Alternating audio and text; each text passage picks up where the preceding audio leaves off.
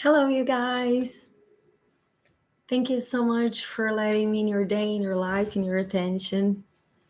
I am facing new time situation because I got another job and the time frame that I had going on has been gone all different. So I'm here in a different time than I had scheduled. I'm in a situation in which I didn't even get to make up, and I am on a situation in which I don't know how to to administrate the lights because I usually record during days and now it's like night. So okay, that happens too, right? But that's why this is looking like a little shady, right? I don't know how to sort this light kind of stuff.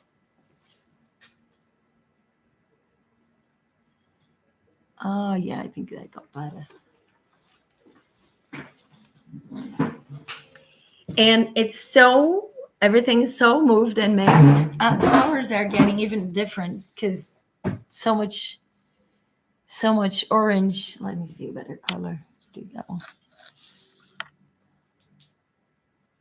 Yeah, I like it better. Okay. So, well, because of that, I had to completely change my daily routine, my time to put my kid to sleep. That's the reason for not making up because the girls still hadn't gone to sleep and it was already time to record, and that's why I got late. Anyway, I'm actually back here so we can continue our exercise of learning about the Tarot Major Arcana cards. We are using for this course, we are using Rider's White Tarot. And it is so made by me, so majorly made by me, that you will see that the pictures in the presentation have their title in Portuguese because I totally use my own personal cards for that matter because I wasn't getting to find a patterned type of cards from the internet to make them all look alike. So because of that, I pictured my own. Also, let me make a comment. I would like to share with you guys the presentation with this button in here in the bottom of the presentation to use the full screen situation. But for some reason that I still haven't figured out, every time that I press that button, my screen goes black. And you guys would be able to hear me, but not see anything in the screen at all. And for that reason, I'm not even going to try. Now let me remember where I have stopped.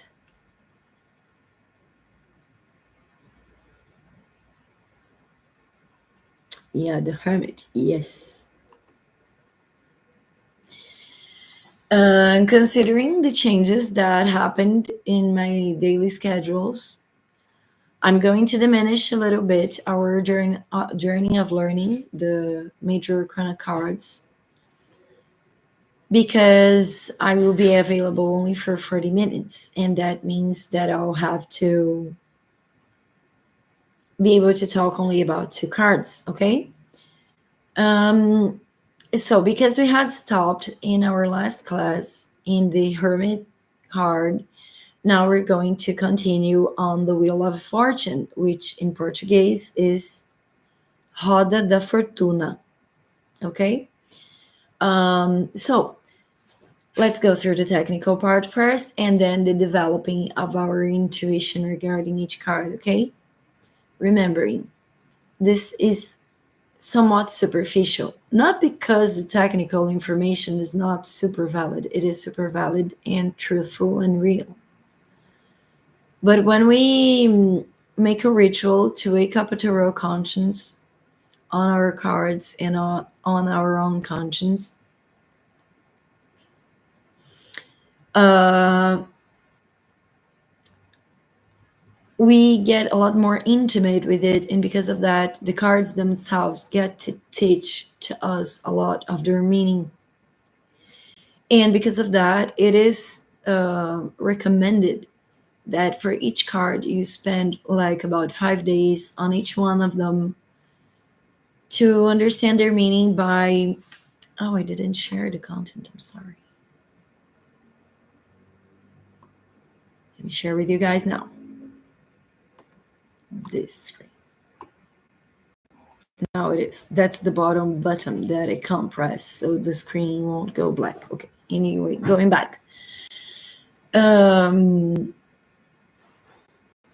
So when we're observing a card and we get intimate with it, it gets to transmit for us more of its meaning because we're getting in a profound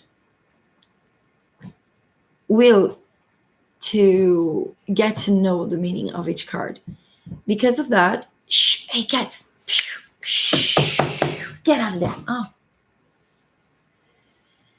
there. So because of that, I'm sorry about the cat situation. Okay.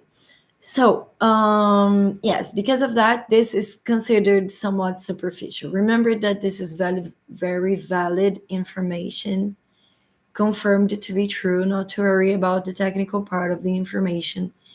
Is more that the more you get in touch and familiarized with the tarot that you got or that you're going to get, the more you're going to understand the meaning of each card, okay?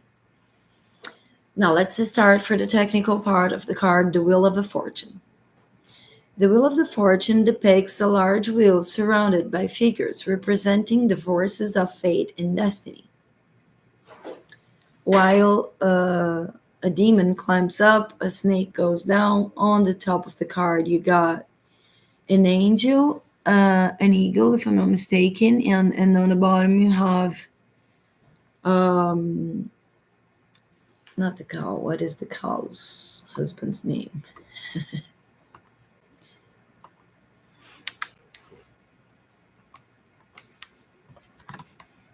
Ox, the ox. Okay, so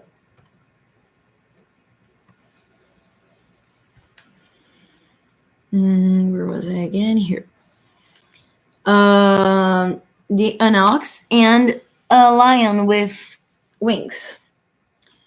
And the wheel is turned by the forces of the universe, symbolized by the cycles of life, changes, and inevitable ups and downs. Okay?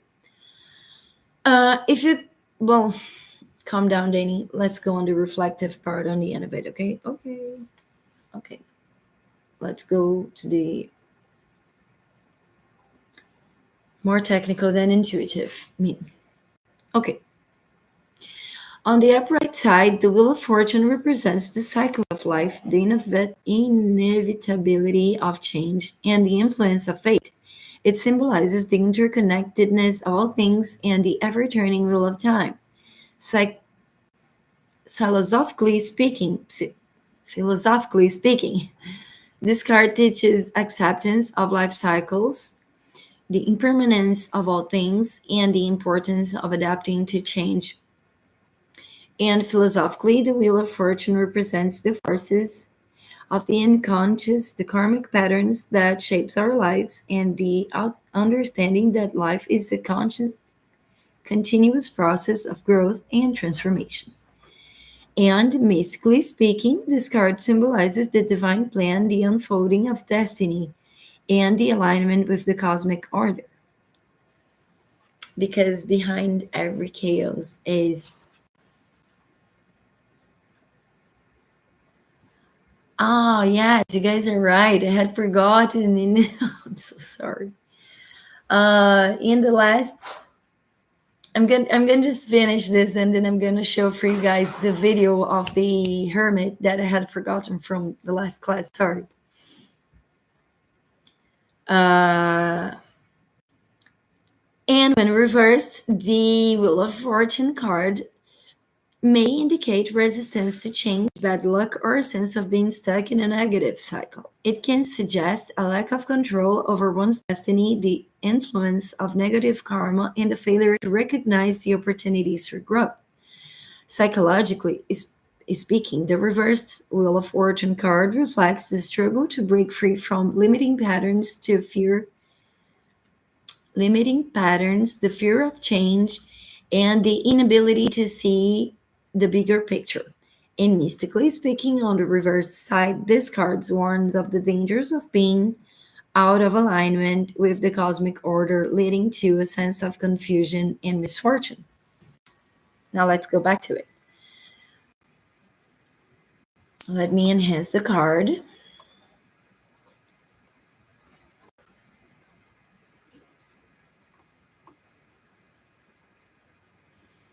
Ah, yeah, I forgot to mention this material was created by me myself.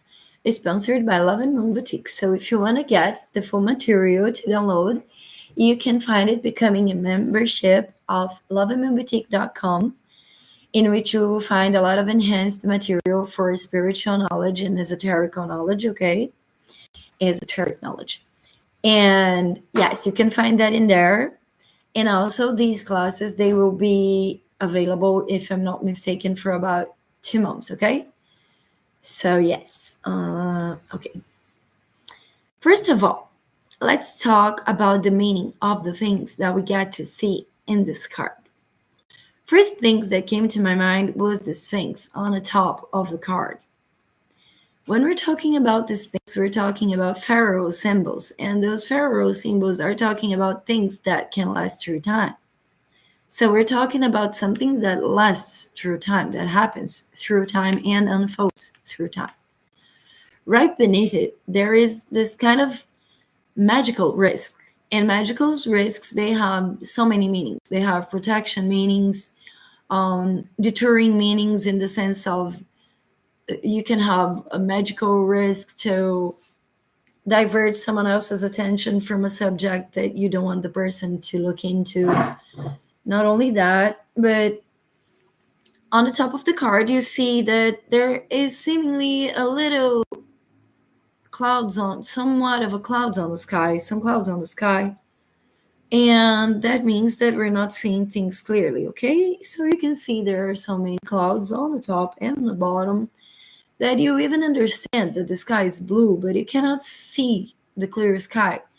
That means that this moment is talking about a cloudy moment, a moment in which you're not really understand things that are going on, and not only that, but you also might not be understanding what is it that you're facing, or you might not even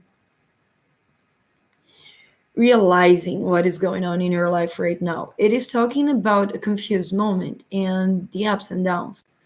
Those magic risks, they are kind of informing that things that come from heaven are applicable here on earth, and that whatever it is that you planted in the past, you're going to, uh, whatever you sow in the past, you're going to colheita. How is it spoken in English? Colheita.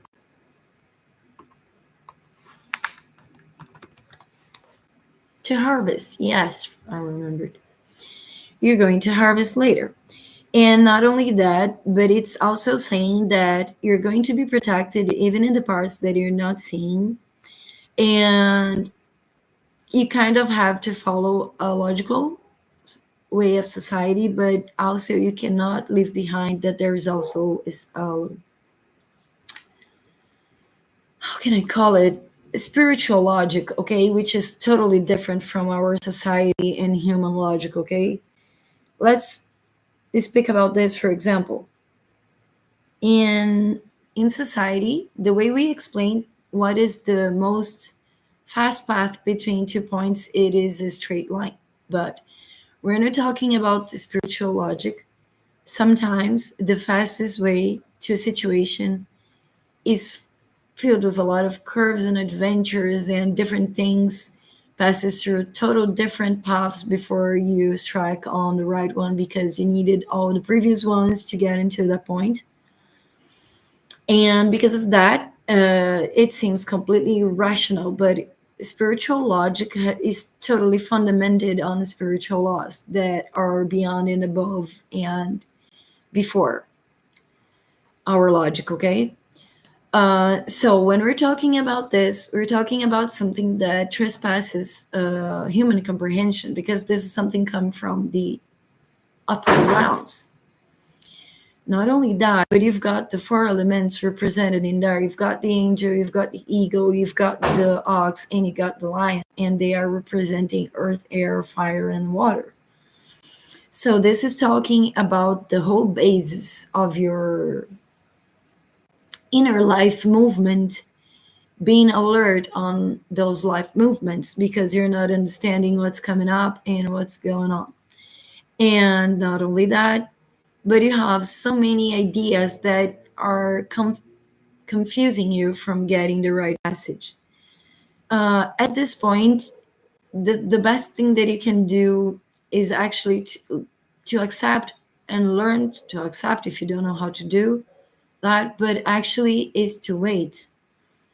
Because it's like this. Oh, they just told me that today. Thank you for reminding me. Let's suppose you ask a message from God and you ask God, hey, God, I want to do that change in my life that will lead me to that. Okay. And for some reason, it's not happening. You're not, nothing is going on. You already know that God heard you. And for some reason, nothing's going on. So, what is it that is happening when nothing is going on? It's because you are being asked to be where you are. Because when life wants you to change the course, it will present you the possibility. Not that you don't need to say that you want to change. You can say that you want to change, but things will be directed to the way that they have to be and they will happen in the point that they have to happen. So you have two options. As I see it, you have two options. But there's always the third and the fourth anyway. So the first two options are, first of all, you can wait silently until the moment arrives. The second part, you can understand that for that thing, that magical thing that you were waiting for, you may have to wait some time. What are you gonna do then with the time that is on your hand? Because if you want to fulfill a dream, and let's suppose you need to wait 12 years until it happens. And you kind of know that spiritually because you know that you have to be totally strongly prepared to face that spiritual journey. Okay, so you know that's not coming so soon, it's a little ahead of my time. What do you do? Do you wait in silence? You can do wait in silence, but what I do is that I look for things to have fun with and to distract myself with and to learn from. I know that I have a large spiritual journey ahead of me, and that's even most of all because that's a huge dream of mine. But because I know that I need a long time preparation for the thing that I'm looking for the dream that I'm looking to make it come true. I know that I will need some preparation time that will make me be spiritually stronger than I am now. But I'm not the type of person who likes to just wait sitting. I like to be very active on the things that I like to do. And because of that, I understood with myself that I needed to create another type of adventure, a parallel adventure that I would use to distract myself while I have to wait. Okay. And this is kind of peaceful because let's suppose I know that I have a mission and my mission is to be fulfilled in so many years from this point on. But that's my real mission. There's nothing else that I have been in here for.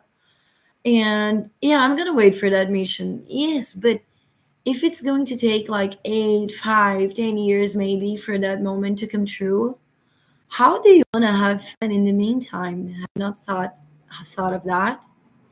Well, I do understand that there's people that have fun staying at home in front of the computer. Do you evaluate that that's how you want to spend your next years until your dreams come true? Okay, because don't worry, it's not just because you're inside of your house playing games that your destiny won't find you. You don't get to diverge your destiny from your path, okay? So, whatever it is that you have to do will happen, whether you are at home or in the streets. but it can make a better usage of your time. You can grow into a profession, into a knowledge, something that you would like to share with the world, get prepared.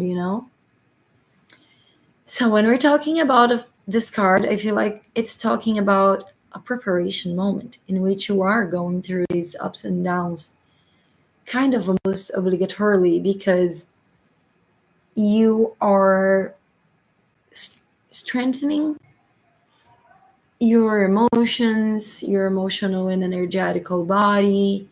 You're getting more refined, attached. You're like connecting more your body with your spirit. So this card is talking about a period that, even though it seems confusing, you have to be there. So if your guiders seem to be a little bit silenced, it's not because they're silenced, it's because they are asking you to keep doing this that you are doing. Okay. And when they need you to move, they are going to send you the will to make the move. Okay. Now, that was the intuitive part of these cards, because that intuitive part is when we take our own power of symbol reading and transform that into more information. And all that information that you're going to capture in the moment that you're reading, it is very valid. Okay.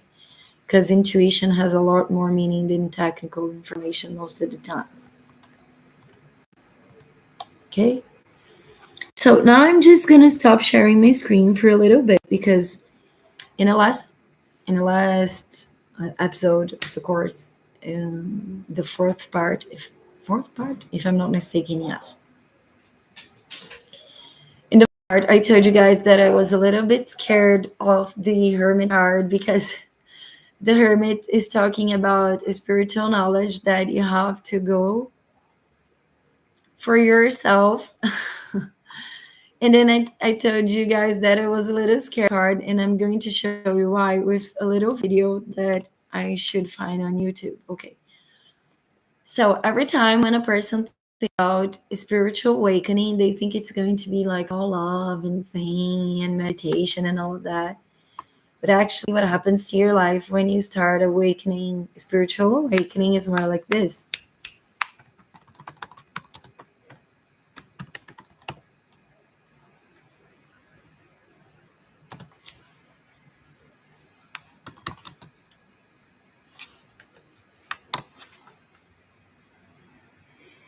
Let me see if I get to share with you guys the image that I'm looking for. It was about an actor.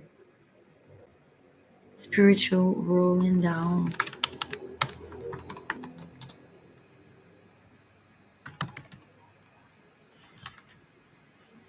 I think I found it. No? Oh, I cannot believe I'm not gonna find that video. That was an amazing video. Such a comic video. I'm never gonna remember the name of that actor. Oh, guys, I'm going to prepare the link, the video's link for you guys.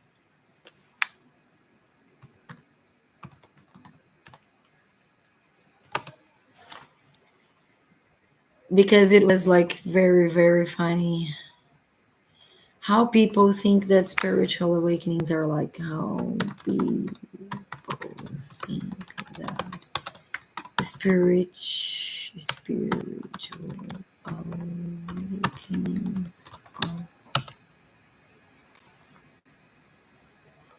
No, that's not it. Yeah. Guys, you needed to see the video. It was amazing. It was to laugh so much.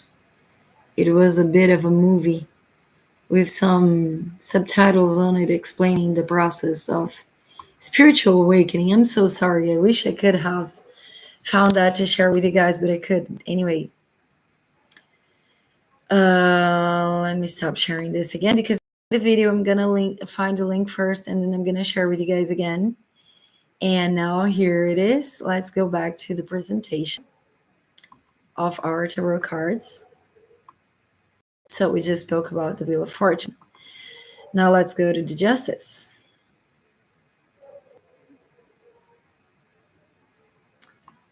Maybe I need to put this card a little darker, I suppose, because I'm not getting to see with that much reflex.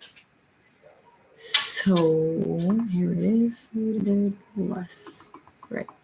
Yes, better. Okay. Justice. Yeah, I'm going to try zooming it. Okay, good. So, the justice sits on a throne, holding a sword in one hand and a set of scales in the other. She represents fairness, truth, and the balance of karmic forces. The sword symbolizes the clarity and decisiveness of justice, while the scale represents the weight of the actions and consequences. Oh, if it was only that. Now let's go to the positions. On the upright position, the justice represents fairness, truth, and the law of cause and effect. It symbolizes the importance of making decisions with integrity, weighing the consequences of actions, and seeking balance in all things. Philosophically speaking, the justice teaches the principle of karma, the understanding that every action has a reaction, the thing that we were talking about sowing and harvesting, and the importance of living in harmony with universal laws. Oops.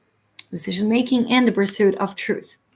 Mystically speaking, the justice symbolizes the divine order, the balance of cosmic forces, and the alignment with the higher principles of truth and fairness. This is also talking a little bit about how the chaos leads to organization, okay? Because when you order the balance, when you use the measurer, how's that called in here? And what is the name of that? Scalar. Scales. Why am I talking about this? Because when we're talking about scales, we judge this justice scales with our scales, and it's incorrect because the justice scale is a spiritual scale, and that spiritual scale is not really measuring the things that you feel like you have to blame yourself for. And what I mean by that is the fact that you could feel that you're not crossing or journeying righteousness because maybe you cheated on a husband, or maybe because whatever, okay, you feel blames. Believe me, none of that is considered for the justice.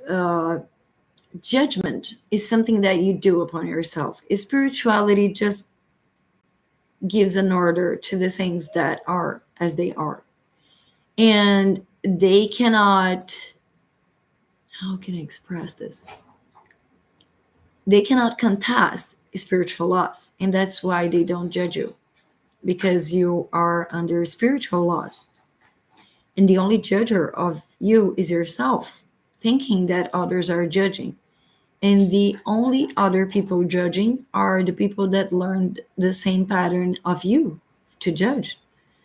And believe me, there are people who doesn't care at all, because the things that they have gone through are so much harder than the little thing that you did, that they don't see that as a problem at all. And that's the reason to which you have some people who have closed relationships and some people open them, right? Because they have comprehended that what is painful to some people is not painful to them. Okay. And why am I talking about this? Okay, I'm doing already the intuitive development of the knowledge. Thank you for that. My my mate here just told me of the. Did it get back? Did it get back? Faye?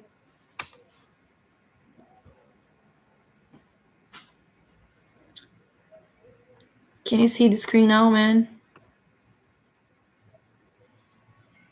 Let me just ask him.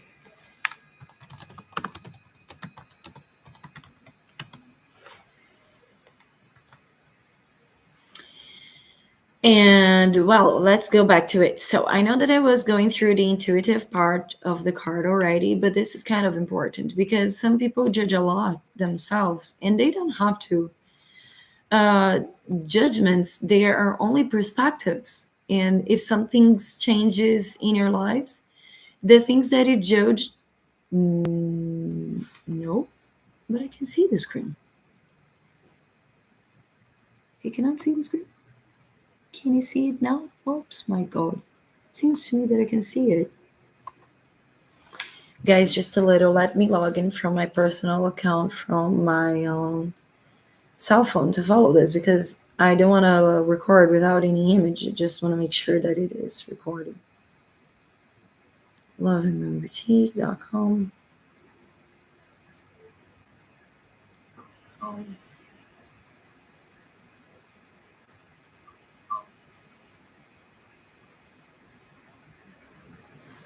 Okay, I can see the image now. Okay, I can see the image now. I'm going to follow it up with my cell phone because I want to make sure that's not going to happen again. Okay, thank you.